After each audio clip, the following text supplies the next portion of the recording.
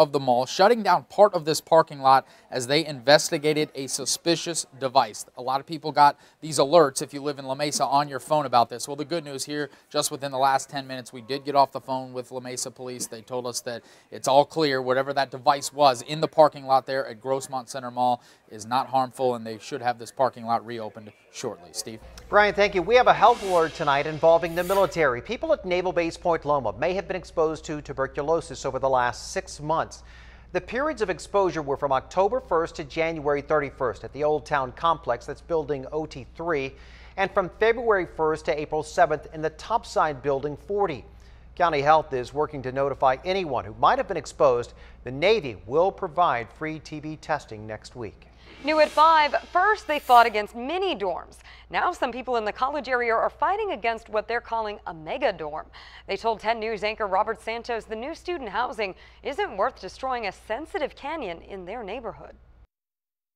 The canyon is a valuable resource. And one Robert Pleiss says the city of San Diego has been protecting for years. It contains, according to the city of San Diego, as many as 85 different species. Which is why he and many of his neighbors on Hewlett Drive are fighting to save the canyon that runs along their street. We're perfectly willing to shoulder our share of the impacts. They don't want San Diego State University to build what residents are calling a mega dorm. Phase 1 will be built in the parking lot near the Chapultepec Tower. San Diego State says it'll house second-year non-local students who will be required to live on campus. The goal is to start construction in fall of this year and have the tower completed in time for fall of next year. Residents are not against that tower.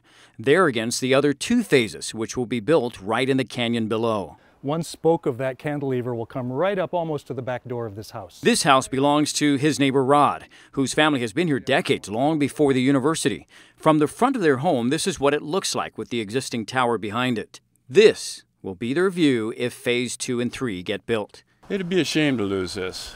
I'm not against development, but I don't think this is the spot for it.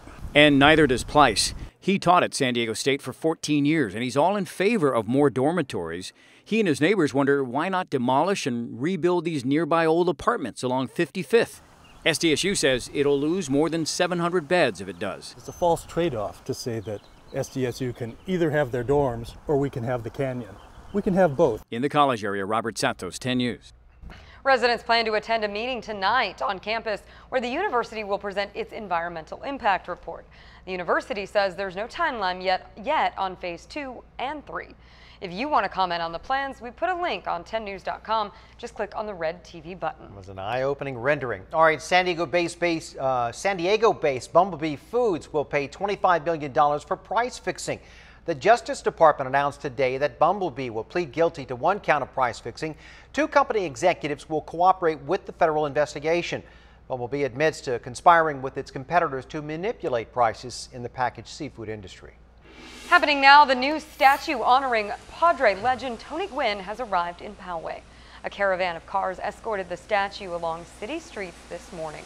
Here's what it looked like. It's more than 11 feet tall and shows Gwynn waving to a crowd while holding his daughter, Anisha.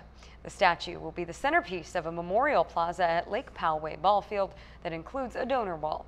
The dedication ceremony is tomorrow. Look forward to that. Some San Diego pet owners, none too happy with the city. And us dog people here are treated like dog poop. There were more than 50 problems they've literally flagged at a local dog park. Plus, a historic first in the South Bay, the actions taken by the school district that made all the kids healthier. And a horrifying act of revenge, the substance in a cup that a woman threw in a clerk's face. And it's beautiful right now after a rainy weekend, but the chance for rain is not over. 10 News is back in 90 seconds.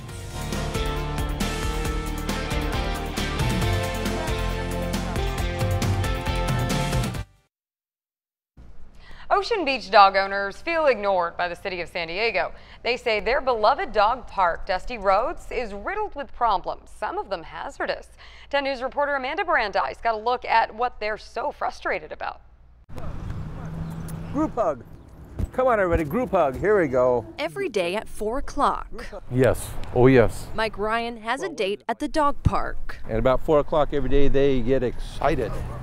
They got me trained.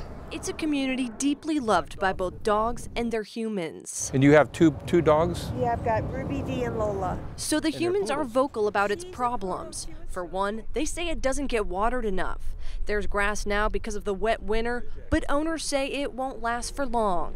We're the ones who really come here the most often, and we're playing in the dirt. So it's just kind of sad. And if you hang around long enough, you'll see the dogs are sharing the park. Here, gopher. Just can't have them here. They leave too many big holes. We've heard of injuries to dogs, broken legs. My fear is that I'm going to trip on one of these holes. Neighbors brought these flags to the park to try to count how many gopher holes there were. They brought 50 flags and ran out. Oh, those gopher holes are terrible. And for some, the gophers are hard to resist. They smell the scent and they get excited, and their DNA tells them to dig.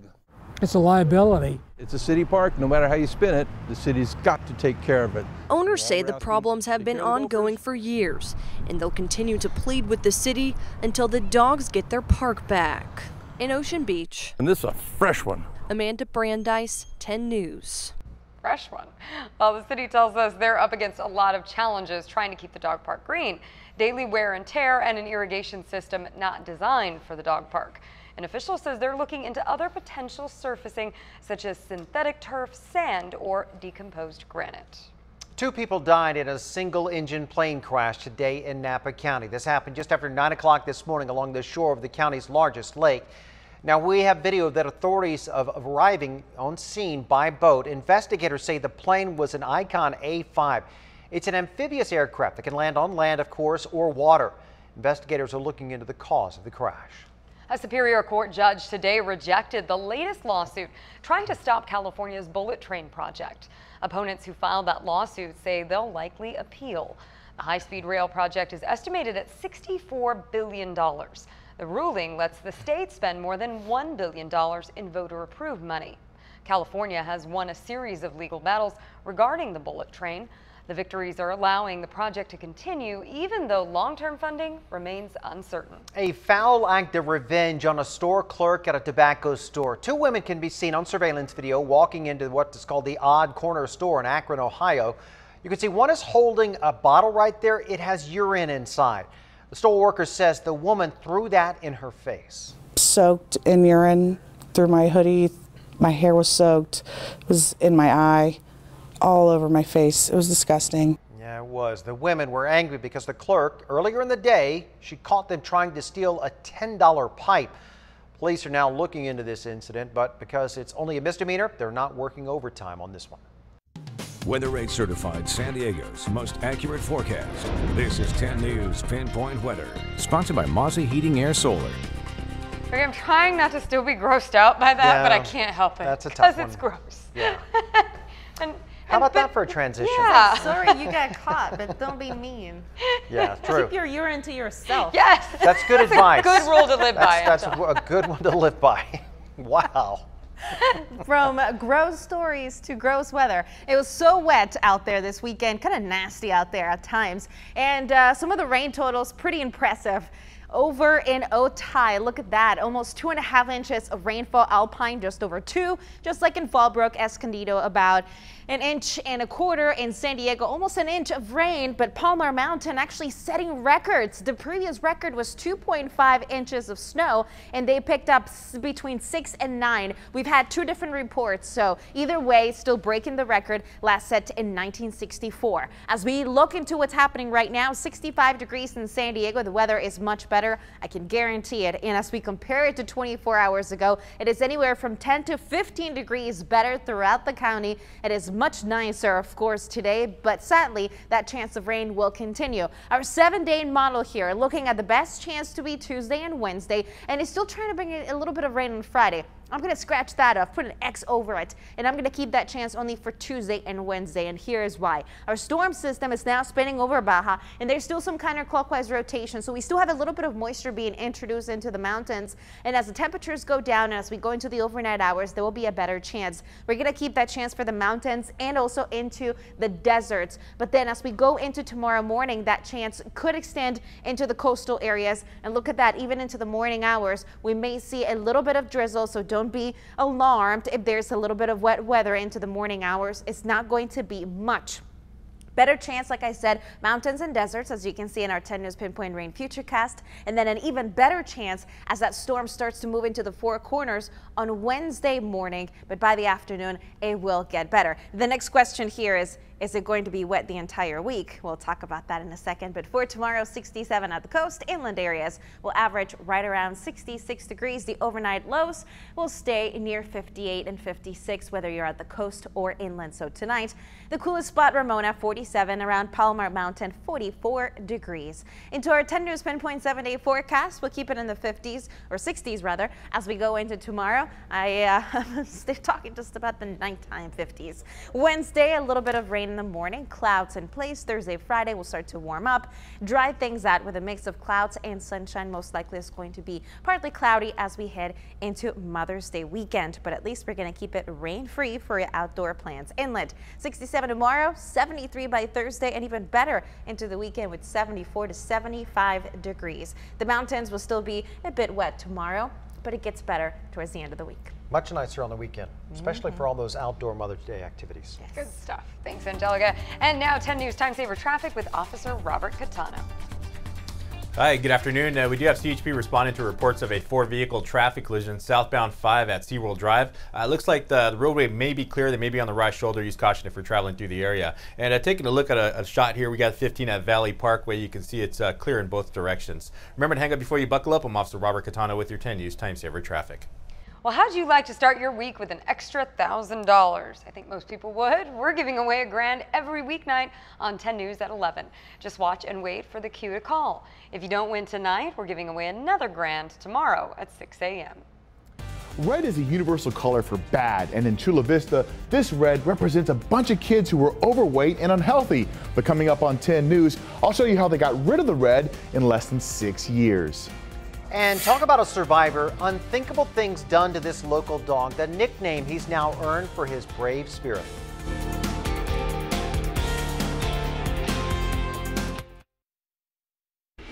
A healthy historic first in the South Bay. Our 10 News reporter Joe Little went to Chula Vista to find out how an entire school district changed the health of and future of its students forever. Jamarcus Murphy isn't giving up. I'm doing good at this. Jumping rope isn't mastered in a day. Neither are duck squats or tossing bean bags. But these exercises are teaching kids like Jamarcus to master something far more important, their health. Because then it'll help you stay alive more. Chula Vista is showing the way. The Chula Vista Elementary School District is touting a historic first. Their kids are healthier. All of them. Those that are in red here are schools where you have over 30%, almost 40% of the students that are obese. That's a lot of red representing hundreds of kids in 2010. That's when Superintendent Francisco Escobedo partnered his district with San Diego County on Live Well San Diego. Yeah. It's an initiative that teaches eating healthy to students and their families, bans junk food, and encourages physical fitness. In less than 6 years, we no longer have any red schools. Every elementary school is healthier across Chula Vista, trying to get to that light blue. What we're doing is we're transforming a whole community. You're like a regular beanbag. It means healthier, smarter adults in Chula Vista's future. We want our kids to thrive, not just survive. A lesson kids like Jamarcus will hopefully master, along with jumping rope. Yeah. In Chula Vista, Joe Little, 10 News. It's a great program. 10 News has also been the media partner with Live Well San Diego for the past 4 years.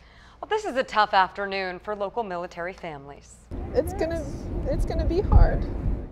The deployment just a few hours ago that's extra nerve-wracking for loved ones left behind. Plus, unthinkable things done to this innocent dog, the one thing you can do to help him recover. And the move to make it legal for bicyclists to roll through stop signs in California. When traffic slows down your morning, 10 News This Morning is tracking the changes as they happen. Terrible crash you can see on the right. 7 hours after that, the drive in that area is still bad. Bumper to bumper right now, and it's only going to get worse. Mimi, what's going on there now? Lena, I just got an update less than 5 minutes ago from the officers here on scene, and they tell me they expect to be out here for maybe another hour. Tomorrow morning, don't stress over your morning commute. Turn to 10 News This Morning for a smooth ride. Live from the Scripps Studios, this is 10 News. Major threats in multiple regions, and about 300 sailors are shipping out of San Diego. 10 News military reporter Hannah Mullins is at Naval Base San Diego, where the USS Lake Erie just pulled out of port. There are signs like this that say, "We'll miss you." And if you take a look over there, you can see the ship about to head under the Coronado Bridge. We saw loved ones who didn't want to let go and kids cry as their sailor walked away. I missed the first birthday, probably missed his first steps, first words. It'll be hard. I feel guilty that I get to see all of those first and that he won't. This deployment is a daunting one. It's hard. Loved ones know they're heading for the Western Pacific in the Middle East. It's gonna be hard. So these sailors have to be ready for anything. In recent months, they fine-tuned their fighting skills just off our coast. They did search and seizure training and ripped through live rounds. And last month, top brass said they're ready to ship out. Word came as tensions with North Korea hit a boiling point. The San Diego-based USS Carl Vinson extended their deployment to maintain a presence off the Korean peninsula. But they have to come home at some point. And the dangers don't end there. Local ships have also joined in the fight against ISIS. The USS Lake Erie is heading out on an independent deployment, but could meet up with another local carrier shipping out soon. This combat cruiser can take out ships, subs, and aircraft. While they're ready, it doesn't mean their families are. But even greater than their fear is their pride. I admire him so much, and I am so proud to be his wife. At Naval Base San Diego, Hannah Mullins, 10 News. We wish them all well. A badly abused dog needs reconstructive surgery, and the Helen Woodward Animal Center needs your help to help pay for it. The 2-year-old pointer blend has been nicknamed Dwayne the Rock because of his steadfast strength and his kindness. Dwayne was rescued from Tijuana. His extreme mistreatment left him with a deformed mouth, a deformed right front leg and elbow. He also suffered injuries to his skin and his coat. Now, if you would like to contribute to Dwayne's recovery, we have a link on 10news.com. Just click on the red television button. A family in Pala is homeless tonight after a massive fire burned their house to the ground. CAL FIRE crews fought hard to control the flames that broke out just after 3 a.m. Sadly, the house was destroyed. Investigators are working to find out what caused the blaze. The good news is no one was hurt. And chaos at the La Jolla Nursing and Rehabilitation Center. The flooding water is not from the rain. A water main busted at the facility early this morning. Firefighters had to shut off the water while crews fixed the broken pipe. Luckily, no evacuations were necessary, so patients were able to stay tucked up in bed. President Trump is urging the Senate to, quote, not let the American people down on health care. Republicans in the House passed a repeal of Obamacare last week, but its future is far from certain. And as ABC's Lana Zach reports, angry constituents are making themselves heard. After narrowly passing the Republican health care plan, representatives are on recess, but they're facing many angry constituents back home. I'm a veteran. Everyone here deserves single-payer health care now. Across the country, health care is a human right. Republican members of Congress are being forced to defend their votes. The bill protects the pre-existing condition. Campaign opposition ads are already hitting the airwaves. Congresswoman McSally just voted for a disastrous health care repeal bill opposed by the American Medical Association. While in Idaho, the answer of Congressman Raul Labrador was seized on by critics who claim that Republicans are out of touch with health care realities. You are mandating people on Medicaid except dying. You are making a mandate. No one wants anybody to die. You know, that line is so indefensible. Nobody dies because they don't have access to health care. Congressman Labrador later said that his answer, quote, wasn't very elegant. One of the biggest complaints of critics is that the Republican bill could allow insurance companies to charge much higher rates for people with pre-existing conditions.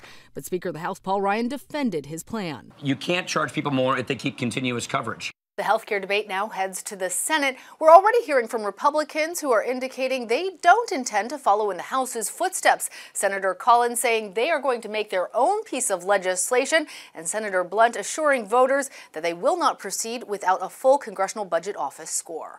Lana Zach, ABC News. Washington. And the Trump administration was back in court today defending its travel ban. Opponents say Donald Trump's anti-Muslim comments on the campaign trail prove that his ban is religiously motivated.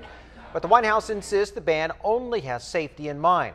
A federal court is deciding whether to overturn a lower court ruling that blocked the ban. Whichever side loses is sure to appeal to the U.S. Supreme Court. The governor of Texas is banning sanctuary cities in his state. Governor Greg Abbott signed the bill live on Facebook last night. Our top priority is to keep our citizens safe. The bill that I'm about to sign does just that. Police in Texas will be able to ask whether someone is in the U.S. legally during routine traffic stops. It also requires local law enforcement to cooperate with federal immigration agents. It goes into effect on September 1st. Here in California, the Assembly is now debating a Senate bill that would make California a sanctuary state. 8 mayors in San Diego County spoke out against the bill last month, saying it would put people at risk of being in danger. Art supporters are fighting back against the mayor's budget proposal here in San Diego. It includes more than $22 million in spending cuts across several departments. That includes slashing $4.7 million from arts funding. Today, supporters of the city's music, dance, museum, film, and theater departments joined forces outside City Hall to dispute those cuts. It's almost like they're choosing to dig potholes in arts and culture and then seeing if people will notice it. Just as we know we have to have our roads fixed, we also have to be having a quality of life that takes us through our lives in a way that's rich and exciting. And they want the mayor to revise that part of his plan. That new budget will be adopted in June. It could soon be perfectly legal for bicyclists to roll through stop signs in California. The San Diegans who think that'll make things safer on the road coming up. Plus, people living next to Balboa Park, they say they have had enough. The changes they want made to keep things quieter during events. And now 10 News Time Saver traffic with Officer Robert Catano. Hi, good afternoon. We do have CHP on scene of a 3-vehicle traffic collision reported southbound 805 at Governor. Looks like the officer does have everything off onto the left shoulder. Just use caution if you're traveling through the area. And taking a look at a live shot here, we're at 78 at Nordall. You can see it's a nice and easy drive here with no slowing. Remember to hang up before you buckle up. I'm Officer Robert Catano with your 10 News Time Saver traffic.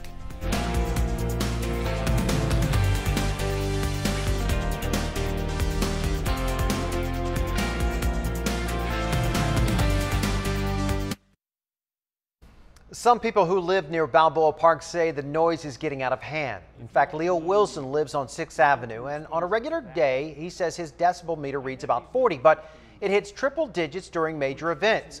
Well, now he and his neighbors want the city to step in. They want them to move the speakers 50 feet from the sidewalk and turn them east so they're facing away from their homes. It's an option spelled out in the city's recently approved Uptown Community Plan update, but Wilson says he can't get anyone to act on it. We enjoy our special events. We enjoy, the St. Patrick's Day Parade, Pride, but what we're asking is a good neighbor policy. The Metro's San Diego Community Development Corporation is meeting tonight to talk about that noise issue. We reached out to the city for a response, and we're still waiting to hear back. For those of you just checking in, here's a look at tonight's top stories. We now know the young man police shot and killed outside Torrey Pines High School wrote a suicide note and stuffed it in his jacket pocket.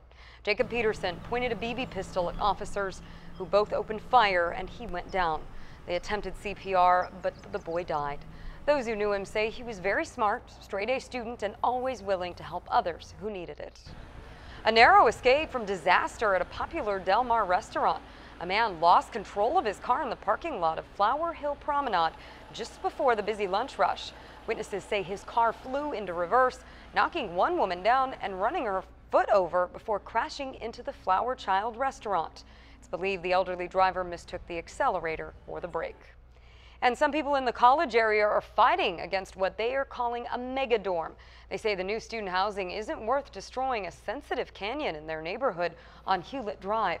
Many residents plan to attend a meeting tonight on campus where the university will present its environmental impact report. Many bicyclists don't stop at stop signs, and soon that could be legal here in California. Well, when it's completely empty, we'll roll through.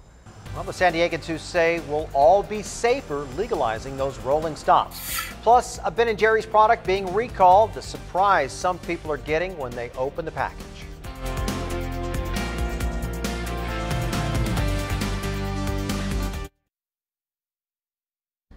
Bike riders may no longer have to stop at stop signs if a new law passes here in California. 10 News reporter Gracia Aguilar talked to a cyclist who says he thinks this could make the streets safer. Randy Van Vleck is an avid bike rider. This is the bike I use to get to work, to go out and do shopping. If you see him, you'll catch him cycling all over town. Downtown, Southeast San Diego, Chula Vista, wherever I need to go. Van Vleck is a strong supporter of bike yielding. Person on a bike rolls up to an intersection, they slow down, they wait for it to be clear, they yield the right of way. As a bike rider and a member of the Bicycle Coalition of San Diego, he says the bike yielding law could make roads safer for everyone. We're gonna have more people biking around. There's going to be more eye contact on the street. The law would only apply to stop signs. Bicyclists would still have to make full stops at red lights. Opponents say it could make it dangerous for motorists and pedestrians. Cyclists could end up running through intersections, creating more opportunity for collisions. But Van Vleck doesn't agree. It requires bicyclists to yield the right of way too. It doesn't allow bikes to just roll through and plow through the intersections. Whether the law goes into effect or not, Van Vleck says the increase in bike riding is making an impact in our communities. By making bicycling more efficient, easier to do so, we're gonna have healthier, safer communities. Reporting in City Heights, Gracia Aguilar, 10 News. And the bike yield bill still has to make its way through the state Senate and governor before it becomes law. Former